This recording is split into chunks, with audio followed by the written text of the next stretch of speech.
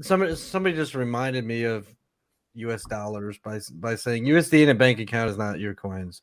Only the ones in your own wallet that you have the seed for.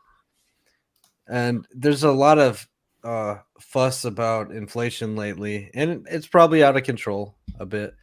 But imagine if there was not inflation, at least that proportionally to some extent matched like all the new people being born.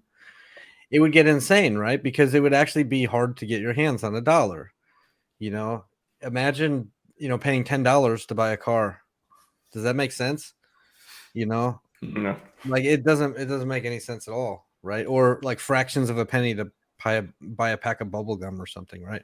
So you have to have some sort of inflation with a currency, that's tied to all the people in existence that are going to use it. Where that balance is, we all think that we're experts at it.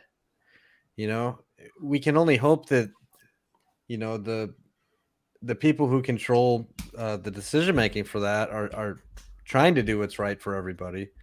Now, I'm not saying that runaway inflation is okay, because that's also bad. But zero inflation is also bad. For a governmental currency. One thing the dollar has going for it is it has infinite liquidity. Yeah. So you can buy anything in the world that you want with a dollar, right? You will never have a worry that you won't be able to get all your money out. You can buy a pack of bubble gum. You can buy hex with it. You can buy a car with it. You can do whatever the heck you want, and somebody's going to for the most part, somebody's going to accept your dollar. You can get rid of it for anything else that you want. That is not the case with anything else in the world. It's not the case with Bitcoin. It's not the case with Hex. It's not the case with any other currency besides the dollar. You do have, like, if you think about stable coins and how a good stable coin is 100% backed, fully redeemable, okay? Well, to think about that concept of, and say, well, what are most cryptos? Most cryptos have a giant market cap and a tiny liquidity pool. And I'm not just speaking about one crypto, I'm talking about all of them. You can go look at Link or Hex, or you can look at Sheeb.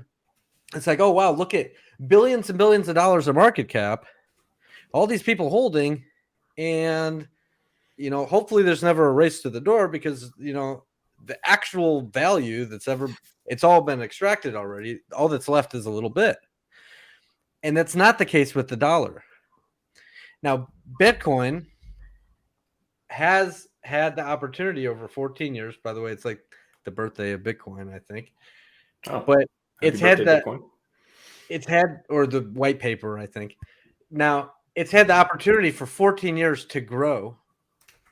So it's the reason why people call it the daddy crypto at the moment is because it has liquidity everywhere you look in the cryptosphere. Every single exchange, you can trade just about any crypto you want for it. You can trade it out for US dollar, fiat dollars. You can buy or sell it at, ATM machines now. There are various places, and more places are accepting it. So it's like, okay, the liquidity, the use of it is starting to become everywhere you look. And that's not the case with others. Now, that's the hope with Ethereum and with Hex and so on and so forth. If we ever want Hex to compete with Bitcoin, it has to be everywhere. You have to be able to go to every single exchange and see it and have a way to exchange with it. If you ever want to compete with a dollar, like some people like RG3, oh, the dollar's going to shit. Hex is going to replace the dollar. Okay. Well, if we want to see that happen, you've got to be able to trade Hex with everything on Earth, including a bicycle or a pack of gum. It'd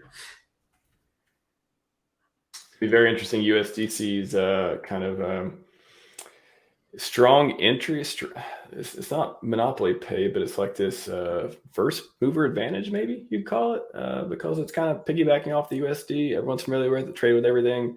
And the digital version of that could be USDC, or could be something else. Interesting to see.